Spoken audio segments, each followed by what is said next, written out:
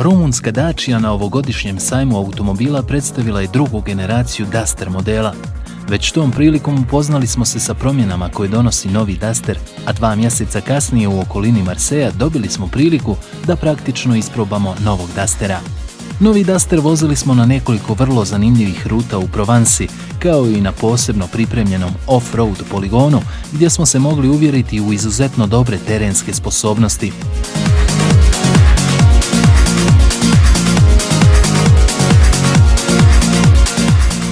Druga generacija Dustera donijela je blagi facelift koji nije značajno promijenio ovaj model, ali sasvim dovoljan da drugu generaciju učini prepoznatljivom. Sa estetskim promjenama te uz korištenje novih kvalitetnih materijala, Duster je dodatno dobio na snazi privlačenja novih kupaca.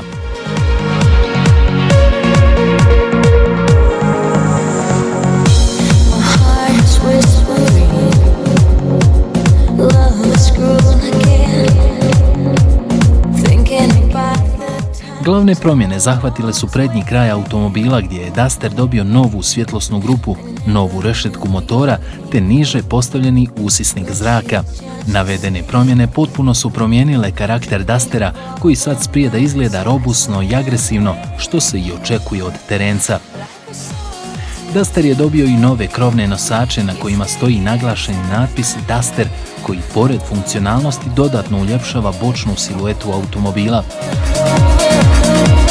Stražnji dio automobila dobio je blagu izmijenjenu svjetlosnu grupu, kromiranu ispušnu cijev te u verziji sa 4x4 pogonom naljepnicu 4WD.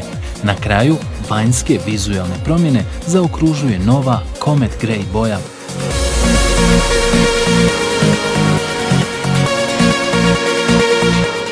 Putnička kabina novog Dustera znatno je unaprijeđena korištenjem kvalitetnijih materijala te novim dizajnerskim rješenjima.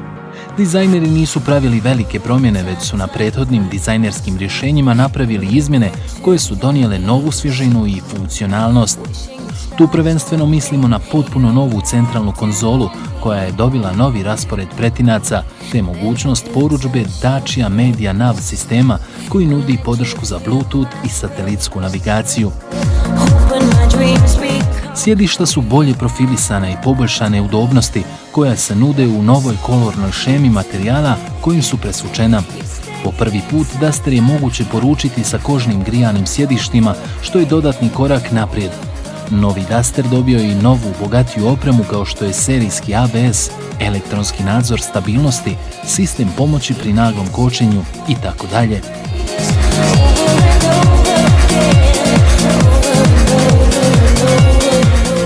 Tokom dvodnevne test vožnje imali smo priliku isprobati Duster model pokretan sa novim 1,2 litrenim TCE 125 benzincem i 1,5 DCI dizelom sa 90 konjskih snaga. Tokom prvog dana vozili smo Duster sa benzinskim motorom i pogonom samo na prednje točkove. Naša ruta obuhvatila je gradsku vožnju sa neizbježnim probijanjem kroz uske i zakrčene ulice te neizbježna stajanja na semaforima. To je bila idealna prilika uvjeriti se u lakoću vožnje i okretljivost Dustera u svakodnevnim gradskim gužvama.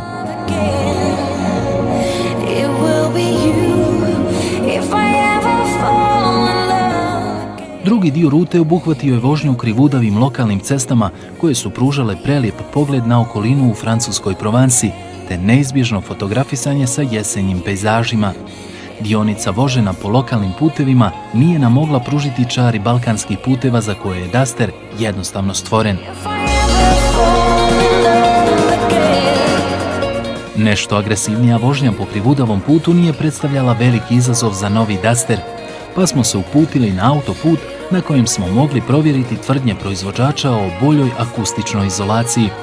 U prilog ovom testu išao je vjetar koji je konstantno puhao tokom vožnje autoputem, a nama je jedino ostalo da konstatujemo da na fabričke tvrdnje o boljoj akustičnoj izolaciji nemamo šta prigovoriti. Na kraju rute došli smo na off-road poligon gdje su nas dočekali Duster modeli pokretani sa 1,5 DCI motorom sa 110 konjskih snaga i 4WD pogonom.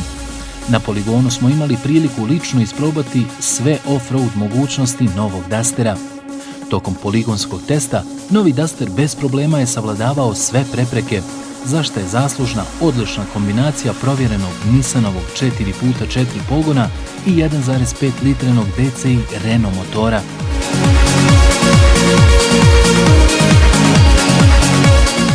Novi Duster cjenovno bi trebao ostati u okviru svog prethodnika, a sa svim unapređenjima nema sumnje da će napraviti odlične prodajne rezultate, jer zaista nudi odličan omjer uloženog i dobivenog.